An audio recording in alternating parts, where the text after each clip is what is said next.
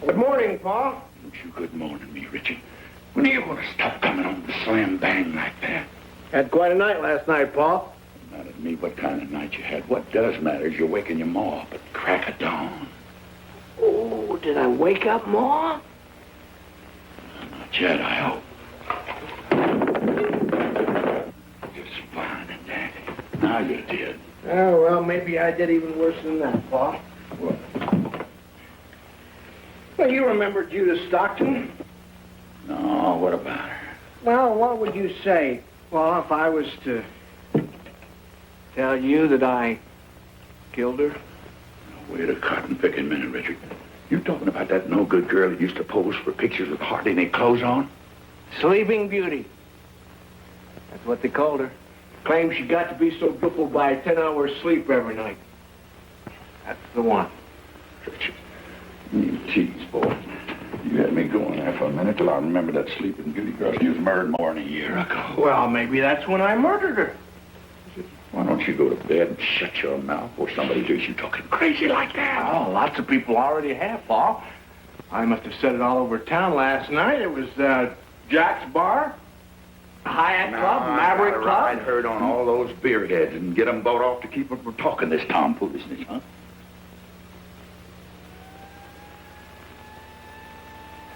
Save your money, Pa. It's the sheriff's men, Pa. Too late to buy me out. Pa? Huh? I'm about to be arrested.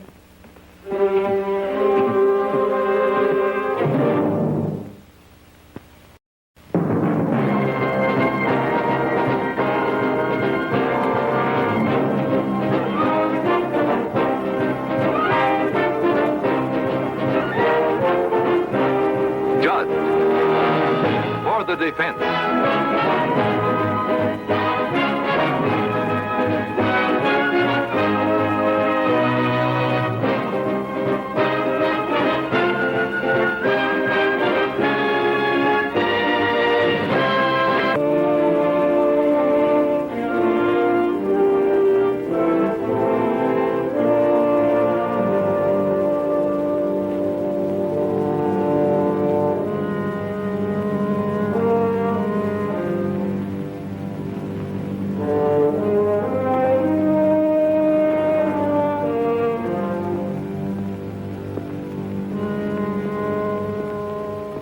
May I help you? I'm Judd Rimpel. I have an appointment. One moment, please. I'll tell him you're here. Mr. Rempel.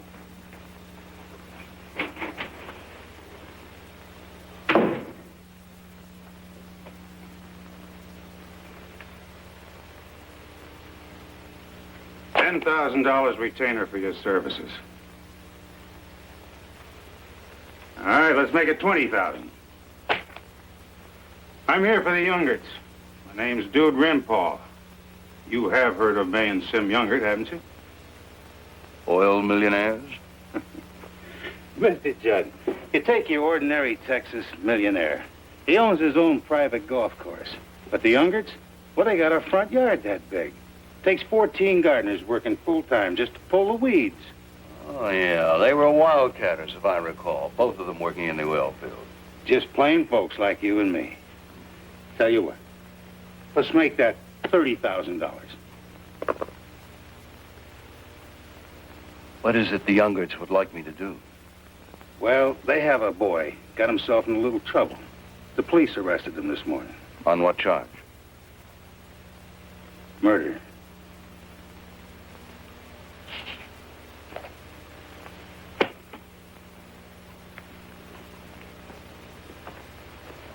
$40,000, all right? Mr. Rimbaugh, just how much cash did they send you with? $60,000. Well, I'll talk to the defendant. Meanwhile, you better take care of this. That isn't even enough money for the Youngers to bother keeping track of. Believe me, they just don't care about it. Well, I do. Clinton Judd. Well, well, well. Hey, you've got to hand it to May and Sim. When they buy something, they buy the best. They haven't bought me yet. I haven't even met them. You haven't met May and Sim? You mean you haven't been out to their tasteful home, which they tastefully call Dry Hole? Forgive me, Mr. Judd, but you are in for a treat. Great day in the morning. I wish I could be there. Richard, you're booked on suspicion of murder. You want to tell me about it? Yeah, sure. You know the old saying, a fool and his money or some party? Well, in other words, you were out partying last night. I certainly was. Belting a few with a few of the guys. And while we were matching exploits, you might say I came up with the topper, which was nothing less than the fact that I committed the famous Sleeping Beauty murder. And some of the guys told the police. Right. But not right away.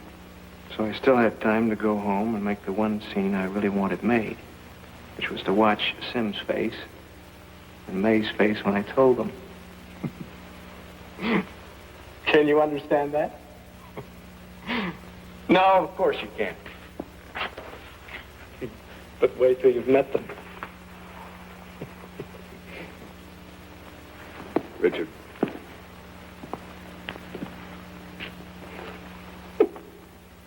Richard? Did you actually kill Judith Stockton? Let me answer you this way. I've been trying to make a full confession ever since I was arrested. But the cops won't let me. They keep telling me to wait for my lawyer. Which is very good of them. But now we've touched that base. So I can talk my head off, can I? I mean, May and Sim will certainly pay you whatever you ask. So you are my lawyer, aren't you? I don't know. I'm not even sure you've sobered up yet. And I'm not going to waste time talking to you in this condition. I'd rather talk to those parents you keep laughing at. Oh, do that, Mr. Judd. Meet them, please. And then come back and tell me whether it's better to laugh or to cry. Well, I do declare, if it ain't Mr. Clinton Judd himself right here in Sim Younger's parlor as big as life. Welcome to Dry Hole, Mr. Judd. Glad to know you, Mr. Younger. Dude, let's buy our guest here a little libation. And, son, you just call me Sim, 'cause all the folks call me Sim. Yes, sir. Take yourself a good look around. It is a feast for the eyes, ain't it? You bolt yourself up in one of them easy chairs over there, and I'm going to fetch the good little lady. Mama! Mama!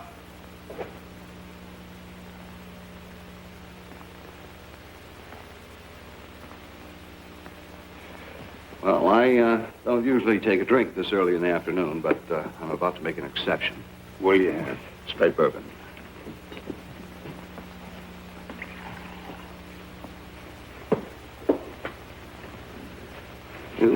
You look familiar to me, Mr. Rimpall. Dude Rimpall, Mr. Judd. Used to play ball for the Astros. Now I play for May and Sim. $20,000 a year. Doing what? Filling empty glasses. Anything else? Keeping an eye on Richard, if that's what you're getting at. Oh.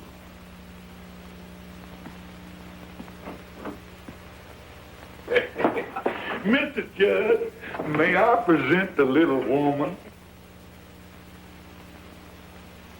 When Sim said he was going to get Clinton Judd, I said to Sim, our boy has got to have the very best. And sure enough, here you are in the flesh. He don't have a boy, Mama. He's already been down that jail, and it's so, Mr. Judd? Yes, I have, and I'd like to talk to you about it. Sure. Oh, let me refresh your drink.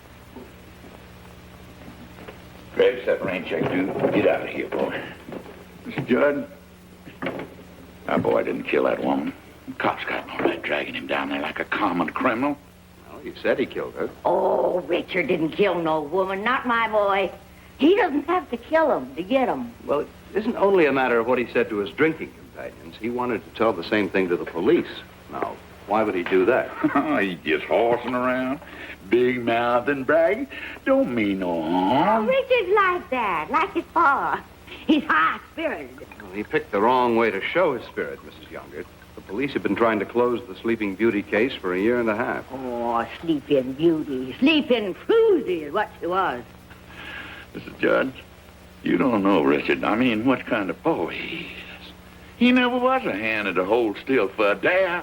And if you don't believe us, you can ask his wife. I didn't know he had a wife. Well, he doesn't have any more. But that's because they had a scrap. And that fool girl just dared Richard to walk out on her. So Richard just naturally did.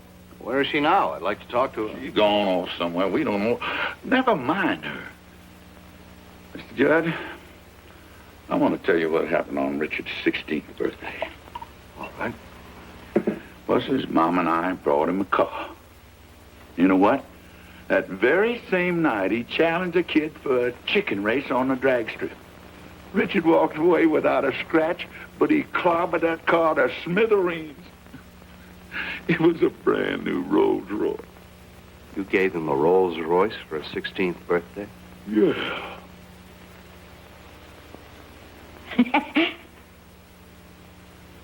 I wouldn't know quite how to explain this to myself, let alone to anyone else. But I don't believe your son is a murderer, and I'll take his case. Where's that money for Mr. Judd? Where's that blasted dude with that big bunch of cash money? Mr. Youngard, you can mail me a check.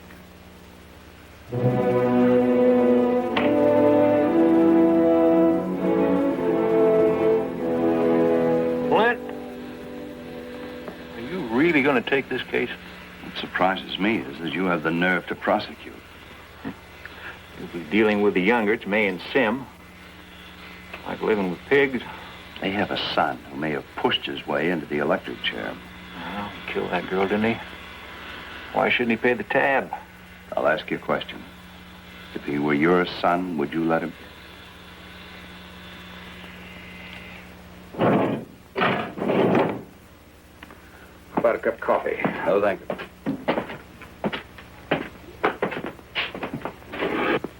According to the newspapers, 11 people have confessed to the murder of Sleeping Beauty, and you didn't prosecute any of them.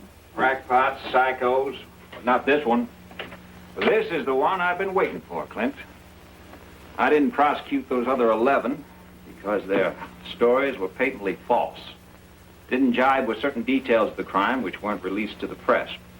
But Richard Youngard knows those details. He knows what only the killer could know. How do you know what Richard Youngard knows? Well, you've got it all second-hand, third-hand. Casual statements made in barrooms to witnesses under the influence at the time. How are they going to establish precisely what the defendant allegedly said? Are you kidding? We got it much better than that, or... Wait a minute. Didn't you know what happened after you left the jail? What happened? The defendant, at his own insistence, dictated and signed full confession.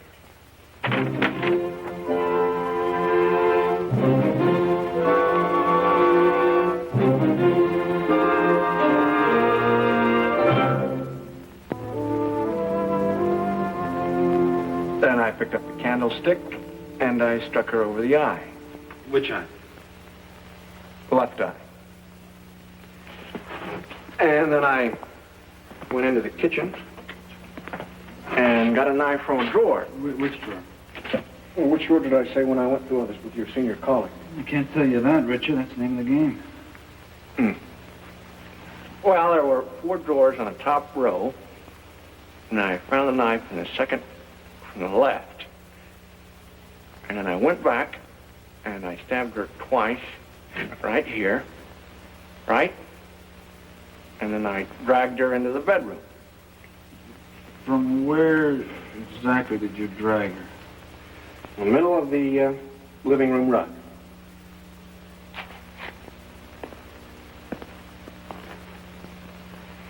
Well, how am I doing? Well, in your statement to Mr. Judd, you said that there were 3 drawers and you took the knife from the middle. Also, you dragged Judith Stockton from a position by the front door. In your confession, you said that there were 5 drawers and that you stabbed her clear over on the right side of the room. Also, that... Look, Mr. Ben Caldwell, Esquire, what is the name of this game? Truth or consequences? Your Honor, this is a case of murder in the first degree. The defendant is charged with willfully and maliciously causing the slaying of one Judith Stockton, known as the Sleeping Beauty. Defendant, how do you plead? Guilty or not? Defendant pleads not guilty. Oh, just a minute, Your Honor. What's the use of fooling around? I did it all right. I want to plead guilty. A young man, under the laws of this state, in the case of a capital crime, a plea of guilty is not acceptable. The court, therefore, directs a plea of not guilty, and don't interrupt this proceeding again. Go ahead, Mr. Crutcher. Your Honor, the prosecution offers in evidence a statement signed by the defendant in which he confesses to the murder of said Judith Stockton, and we ask that he be held over for trial as charged. Your Honor, this confession is nothing more than a piece of paper which can be disaffirmed at any time. It is not sufficient to cause a man to be held over for the charge of murder. Now, if the prosecution has valid evidence against the defendant, let him present it now. Your Honor, this is a tactic. Mr. Crutcher, if it's a tactic, it's not a bad one. But let me ask the defendant this. Mr. Youngert, I take it you signed this confession voluntarily. Do you want to disaffirm it now, or do you want to let it stand? Let it stand. Let it stand? Are you out of your mind? I don't know. Well, let's find out. This hearing will be continued 3 days from today, during which time defendant will be examined by a psychiatrist.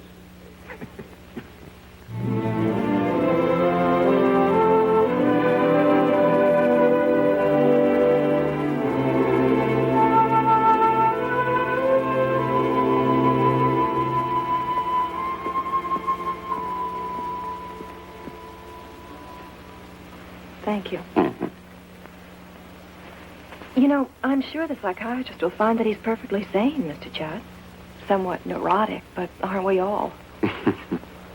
Not that I'm qualified, but I am a psychology major. After Richard and I were divorced, I went back to the university to get my degree. And you were married to him for, how long was it, Mrs. Young? 2 years. And it's Miss Reed again, or Evelyn. Well, Evelyn, in your opinion, could Richard have murdered Judith Stockton? No. Oh, he was difficult. Call him impossible. And he was certainly immature. But he couldn't commit murder. And still be the kind of man I feel for the way I do. I should say did. We'll accept the past tense. Even if you did fly out here the moment you heard about his troubles. Which brings us to the heart of those troubles. Evelyn, if Richard didn't commit that murder, why is he confessing? What can I tell you, Mr. Judd? The standard clinical things? Could he be trying to prove his masculinity? Not that, I don't think.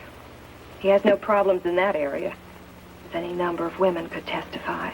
What about the attention of his parents? Mr. Judd, he's had their undivided attention for the last 3 years, ever since his sister died. You didn't know about Jean? No. Well, the problem was that local society would never accept the Youngerts, no matter how many fortunes May spent trying to buy their way in. And it wasn't for herself, it was for Jean. She wanted Jean to be the glamour girl, to be the opposite of everything that May was. Well, you've seen May. Yes, I have. And Jean. Oh, she was pretty enough, but she was so painfully sensitive about her parents. Anyway, when they wouldn't let Jean into the cotillion, May went out and bought her own country club. She what? Mm-hmm. She paid $2 million for it. She made up her own debutante list, and she asked them all to Jean's coming out party at the club. Of course, hardly anyone showed up. You can imagine how Jean felt. Mm-hmm. And that night, the country club burned down. Jean was trapped in the fire. Is that how she died? Yes. It was a terrible accident. That is, Jean's death was an accident, but not necessarily the fire. Nobody could prove it, though. Well, there's no real basis for suspecting arson. Well, I have a basis. Huh?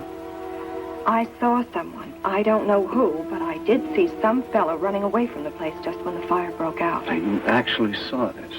Yes, I did. Clint? Have you got a minute? Yeah. Excuse me. Judge Wake called. You left word no call, so I took it. I want you to come to this house right away. What about? Something about a bribe.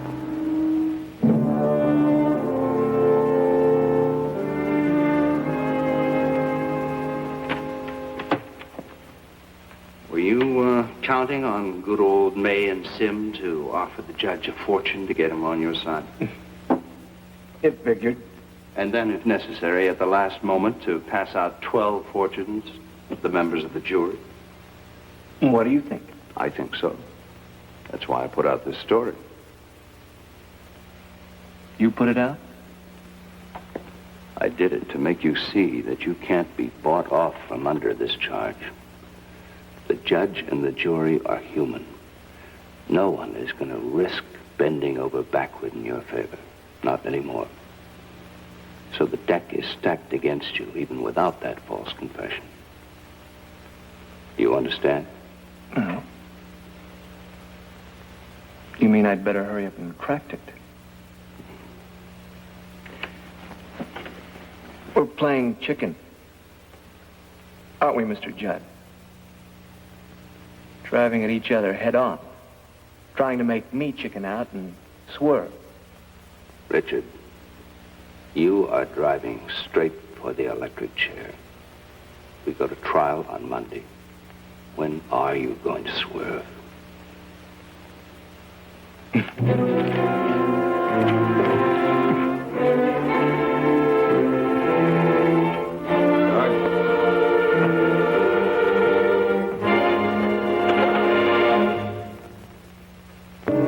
Now, ladies and gentlemen, in view of all the publicity this case has received, it would be no more realistic than a desert mirage to pretend that you don't know that the defendant has signed a statement confessing to the murder of Judith Stockton. Nevertheless, a confession is at most no more than a plea of guilty. But in this state of Texas, and under our laws, no person may plead guilty to murder. Therefore, no person may be found guilty on the strength of a confession alone.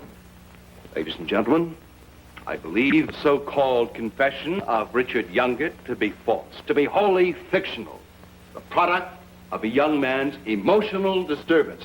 But even if you believe the opposite, unless the prosecution can present solid evidence that he is guilty beyond a reasonable doubt, you must find him innocent.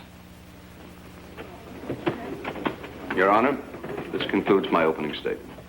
So, Inspector Rankin, you were present at the signing, huh? Oh, yes, sir. I was present when the defendant dictated the confession. I was also present when he signed it.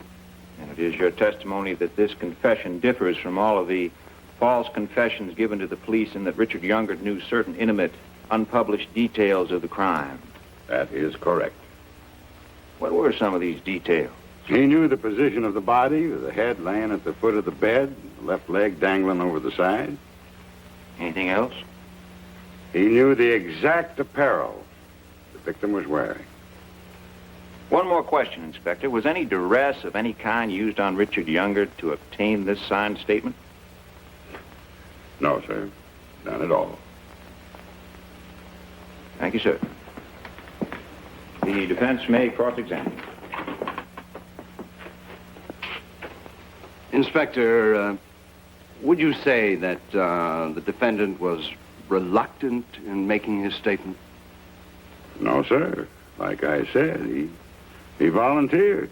Actually, he was eager to confess, wasn't he? Objection, Your Honor. The defense is putting words into the witness's mouth.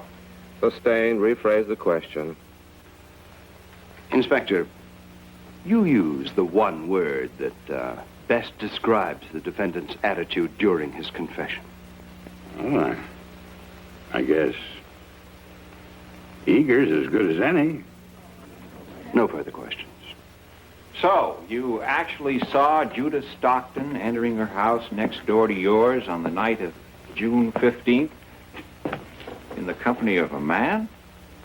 That's right. Now, Mrs. McCluskey, is the man that you saw entering Judith Stockton's house the night she was murdered in this courtroom? Yes, sir. It was him.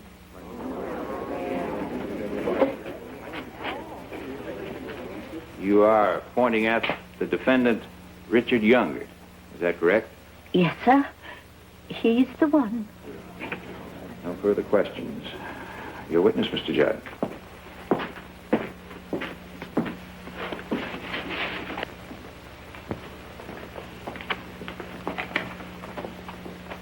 Mrs. McCluskey, how are you feeling? I feel fine. How is the state of your health? Healthy as an ox. I'm mighty pleased to hear that. How is your eyesight? Well, I had it checked a year ago. Pretty near 20/20 vision, like they say. Now, Mrs. McCluskey, let's go back to June 15th. That would be the day after the murder. You remember what happened on that day? No. What happened? Do you recall what you told them the day after the murder? Well, not exactly. It's been a long time.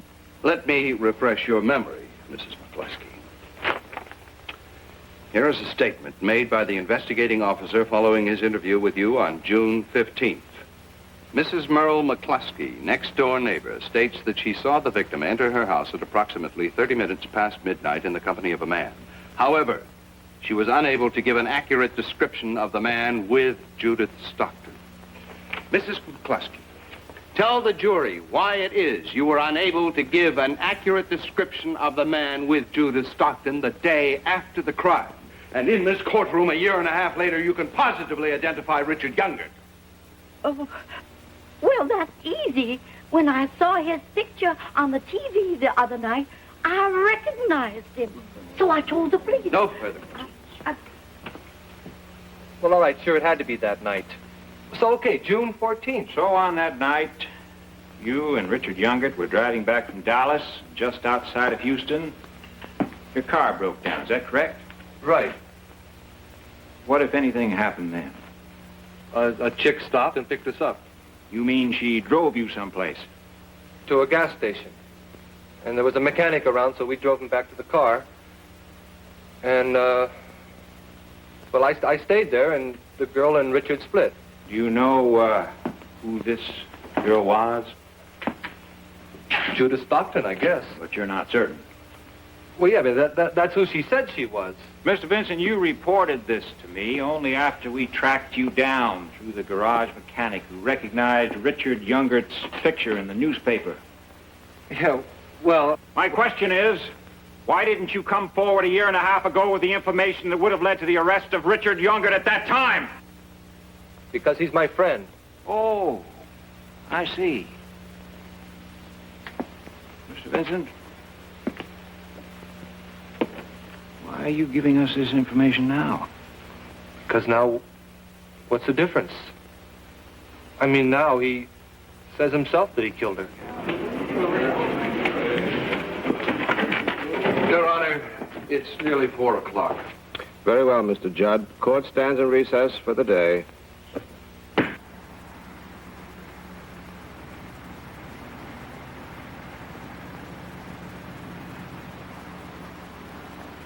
How do you feel now?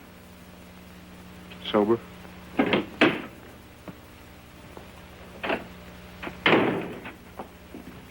Richard, have you been able to scratch together some idea of how much harm you've done yourself by playing chicken so long with that phony confession? All right. I retract my confession. Well, thank you, Richard Younger. Suppose you tell us why you made it in the first place. You know why? I was playing chicken. Now, listen to me. Richard, I tell you, the prosecution has built up as solid a case as I have ever heard, completely on the basis of your confession. Now, do you expect me to stand up in court and say it was all a game? If it's embarrassing, you can ask May and Sim for more money to compensate. They'll pay it.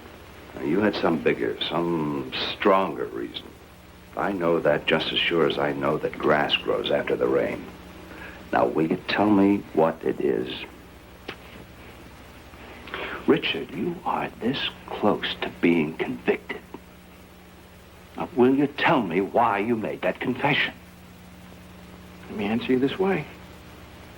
No. No.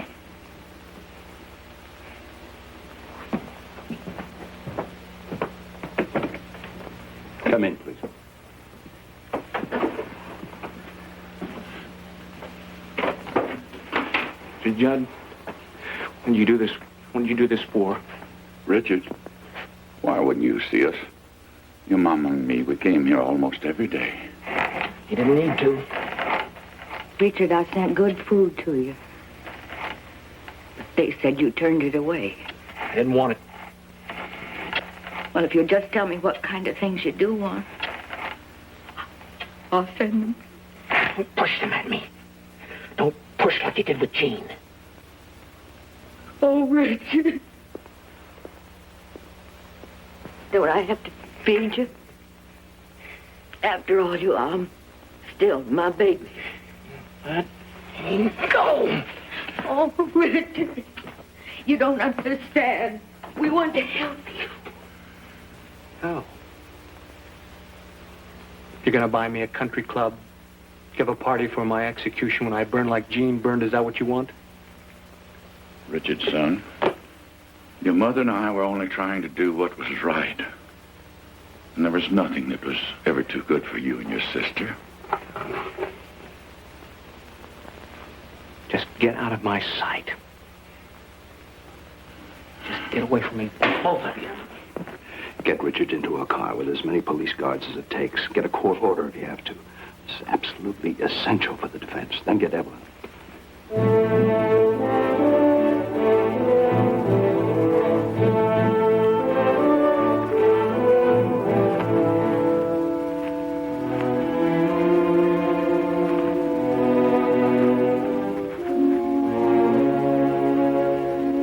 It used to be quite a clubhouse. The fire started on the second floor in the back. Now all that's left is the front.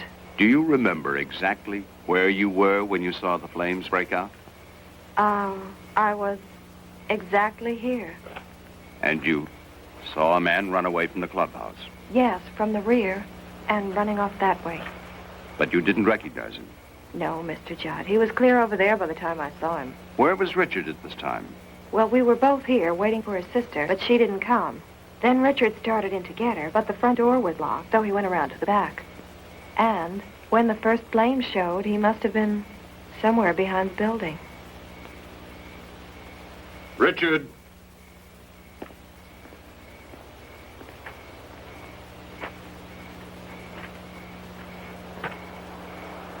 Richard, you saw that man run away from the fire, didn't you? Yeah, I saw him. And as close as you were, and in the light of the flames, didn't you recognize him? What difference does it make? That man, and the fire, and the death of your sister. I think they all had something to do with your false confession. Richard, did you recognize that man? No!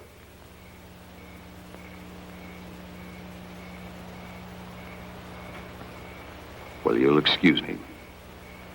I have clients who want to be defended.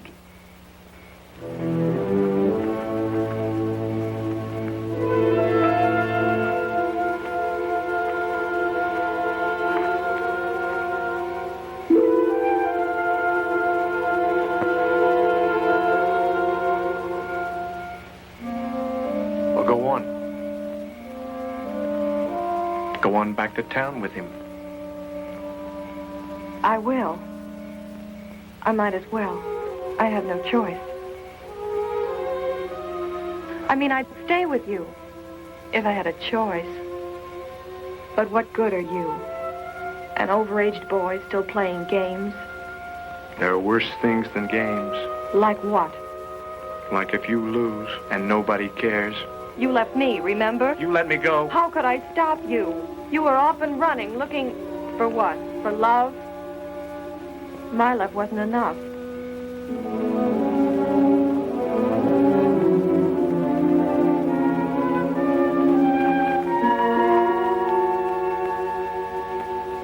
It would be enough now.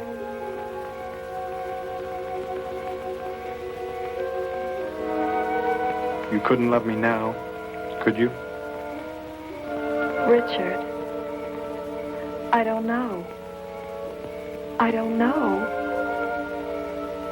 But how will I ever know if you're going to be convicted?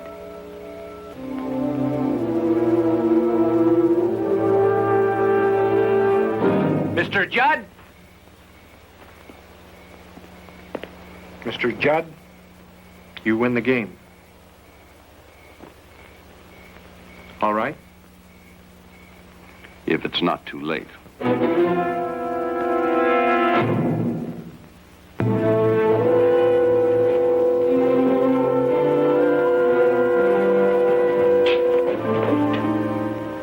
Judd, I don't know what you're going to do for our boy, but I sure know what you can do.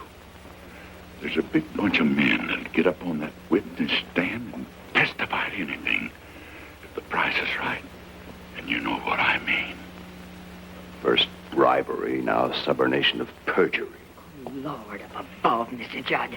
Ain't it our boy who's on trial for his life? Don't we have to hunt high and low for whatever's going to help him? Mrs. Younger, if you want to help your boy, keep him away from me.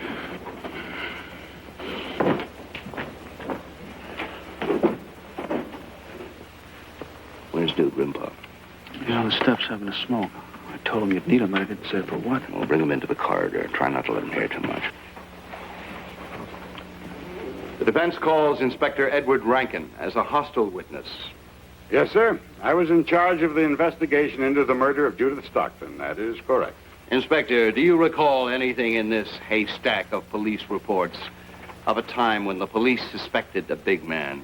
Very big, very heavy. We did consider that possibility, yes. What made you consider it? Oh, some footprints in the flower bed just off the victim's patio. And you made plaster casts to determine the suspect's shoe size, his probable height and weight.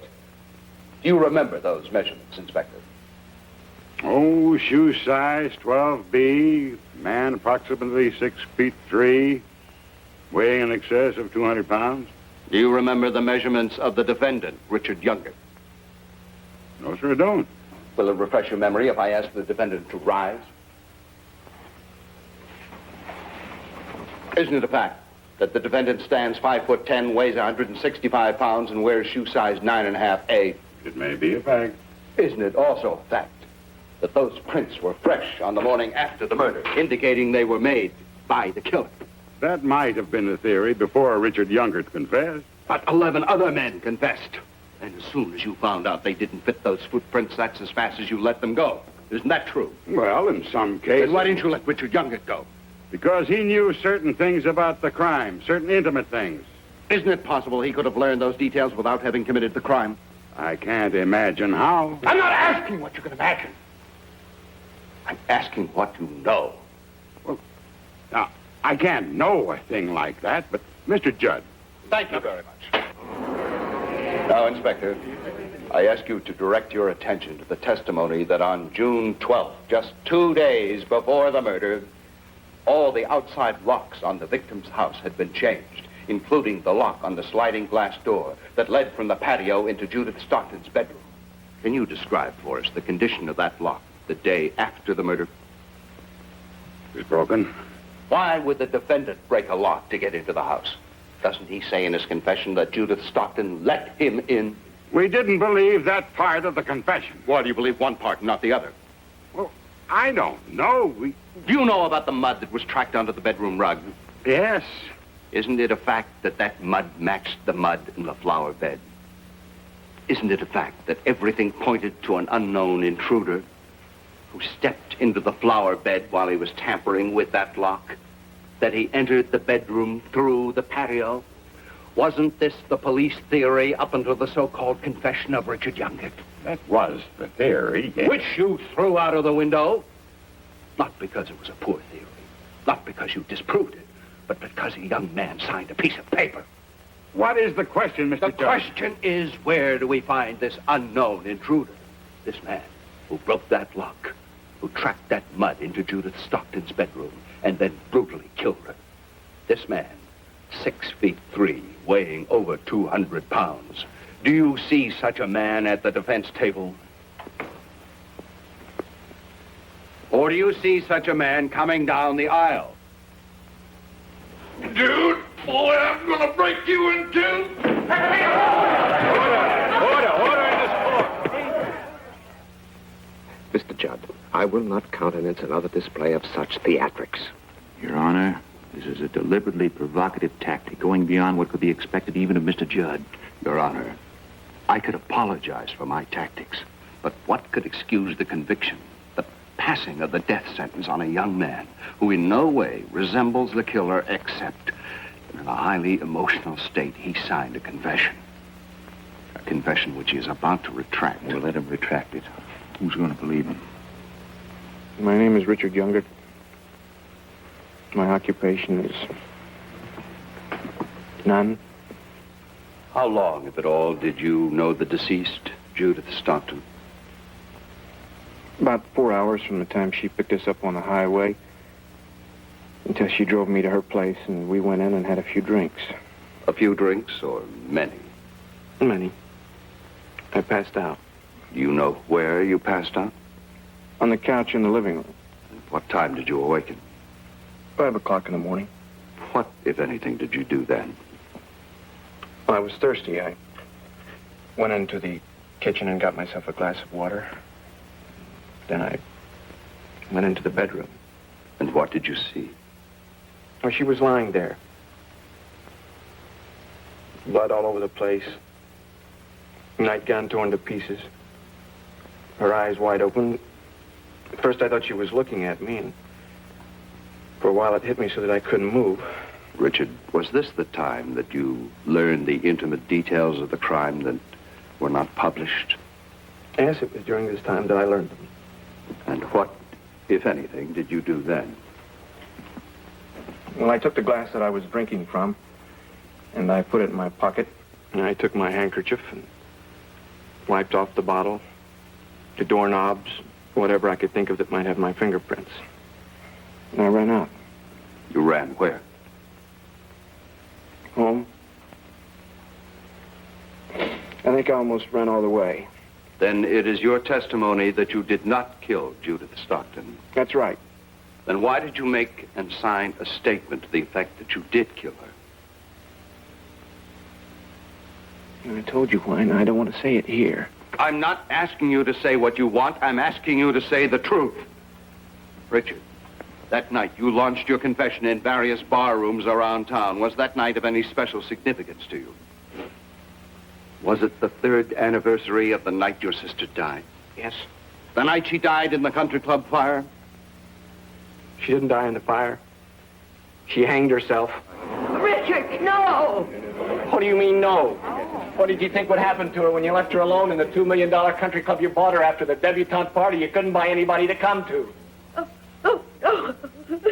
Richard, how do you know this? Because I stayed to wait for Jean. She didn't come. So I went into the clubhouse. When I got upstairs, everything was on fire. I couldn't get to her. When I saw her, I saw her through the open door. She was hanging by the red sash of the dress they bought her.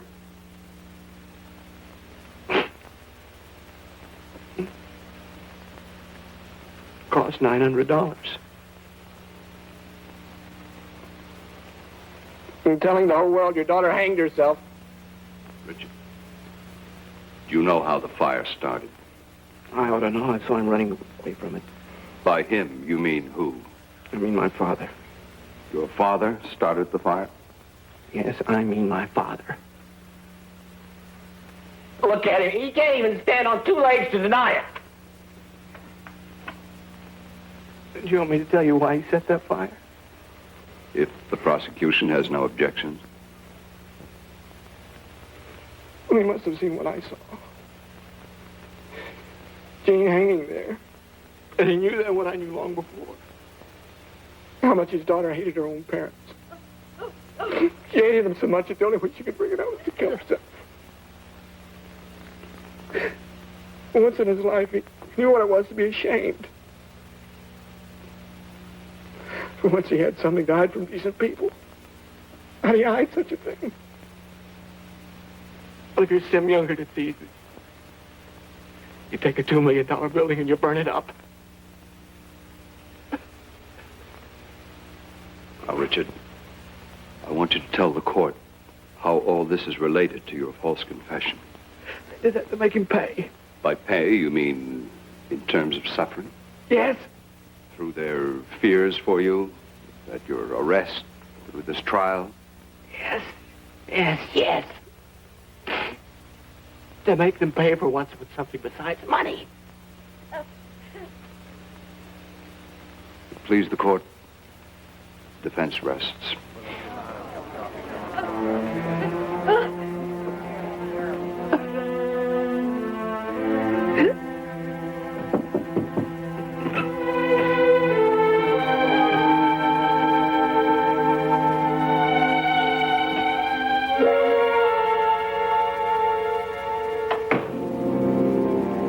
Talk to him, Sim. He won't listen to me, Mom. Why don't you talk to him?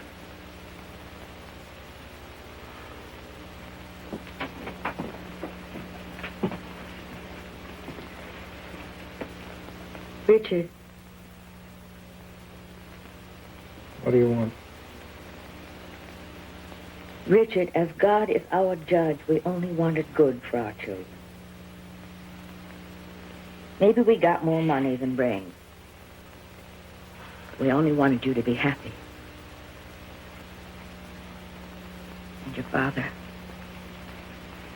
he's mighty proud of your son.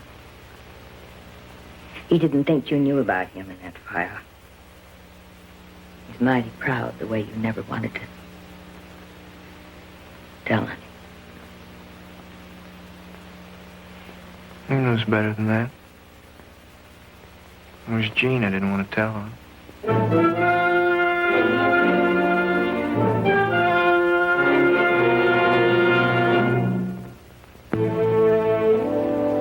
Ladies and gentlemen of the jury, have you reached a verdict? We have, Your Honor. The defendant will please rise. What is your verdict? We find the defendant, Richard Younger, not guilty.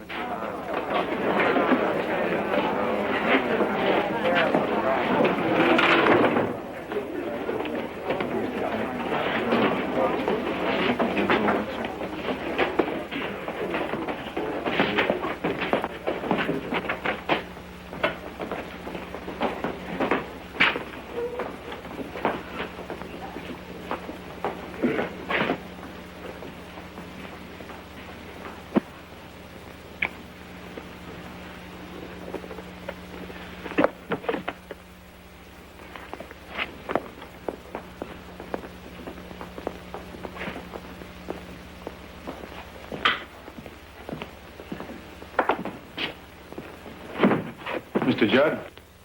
Oh, dude, if you're worried, forget it. Nothing against you except your size, which is not illegal. No, it's not me. It's Sim. He figured he's going to be charged with arson. Asked me to talk to you. Would you defend him? He'll pay you enough money that'll make you a rich man. Sim tell you to say that. He did. After all that's happened.